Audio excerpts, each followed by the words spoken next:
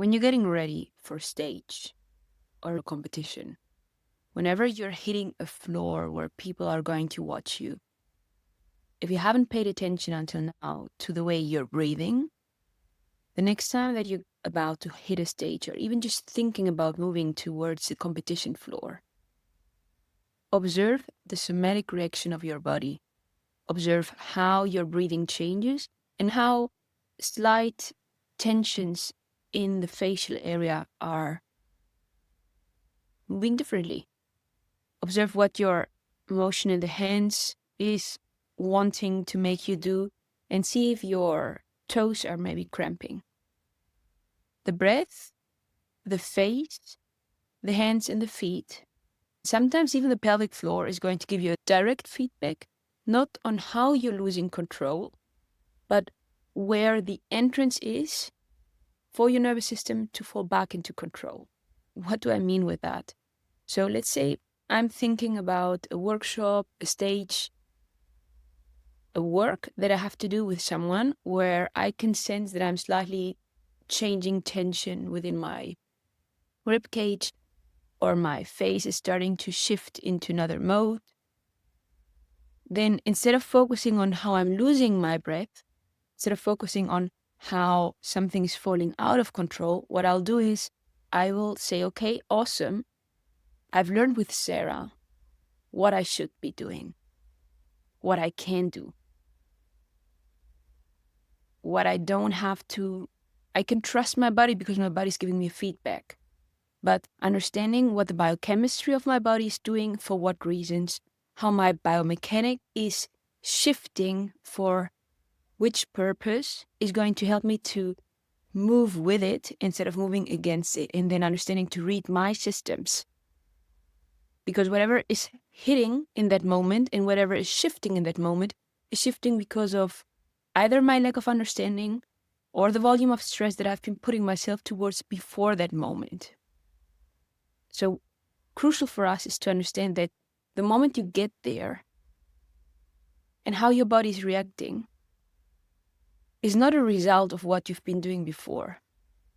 It's almost like a secret weapon, a secret key that goes way further down the shades of all the systems that you're made of all the personality traits that you have been collecting throughout your lifetime. And also, it's almost as if it was the point and the dot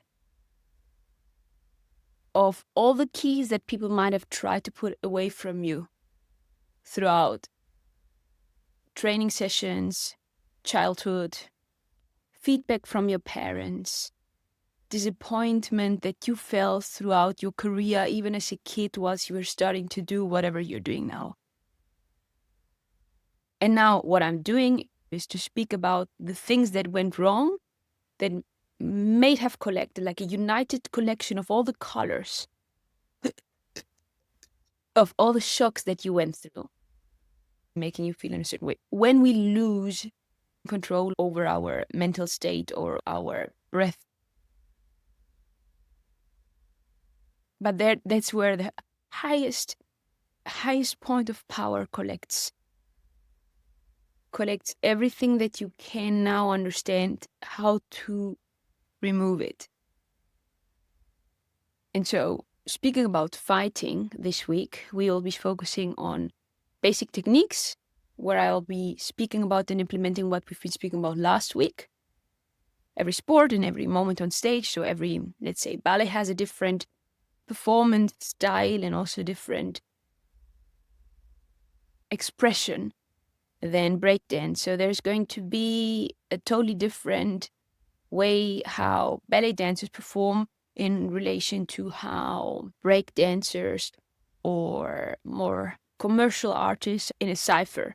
A runner would have a different way of breathing than a fighter, because fighters move through rounds while runners just have a distance that they are going to go towards. And then a thrower has just this moment where he throws or where she throws. And then they have breaks of 5 to 10 minutes, maybe longer, depending on how many people are going to perform. Swimmers, depending on what type of swimming you're doing, if you're doing the artistic swimming part, of course, there's going to be a totally different way of breathing and interacting with people than if you're a solo swimmer. I can give you these basics, and I will. But within those basics, you are an individual person with a very specific mindset, with a specific fear landscape.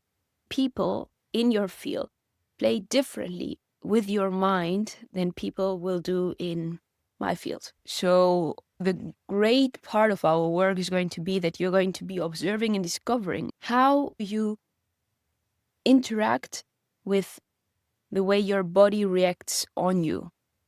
What we're going to be studying together is how you react with the way your body interacts with you.